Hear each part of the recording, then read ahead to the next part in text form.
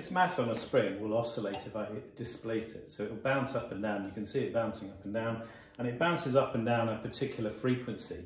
And the relationship between the time period of this mass on a spring is linked to the mass on here. So the actual equation is that the time period is equal to 2 pi root m over k. The spring k is the spring constant and m is the mass on here.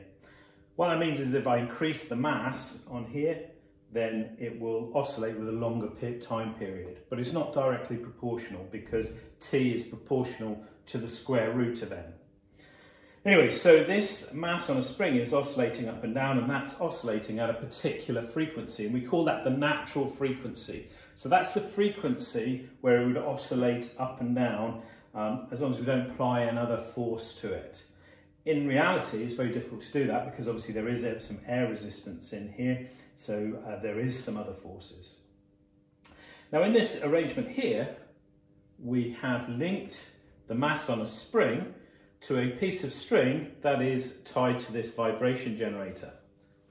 So if I switch the vibration generator on, then the vibration generator is moving up and down, and that is oscillating this mass on a string. It's pulling up and down on the string, and that's pulling the mass on a spring up and down. So if I disturb this mass on a spring, you can see it bounces up and down. I could time the oscillations to find the natural frequency. It is around about 5 seconds for 10 bounces. So it's bouncing twice a second, or a frequency of 2 Hertz. So I suspect that if I apply a driving frequency using this vibration generator and pull the spring up and down at about 2 Hertz, I should get some kind of resonance. And there you go, you can see it's starting to bounce. A bit like I'm pushing a child on a swing at exactly the right time, I'm getting it to resonate.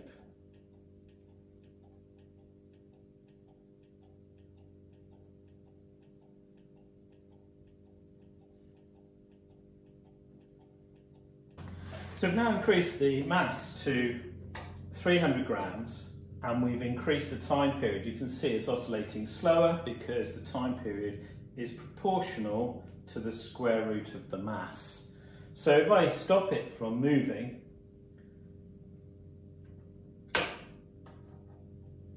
and oscillate it, it's no longer going to resonate at the same frequency because it's got a different time period. So I'm not matching the driving frequency with the natural frequency. So I'm just going to reduce the frequency, the driving frequency, and see if I can get it to resonate at a new frequency.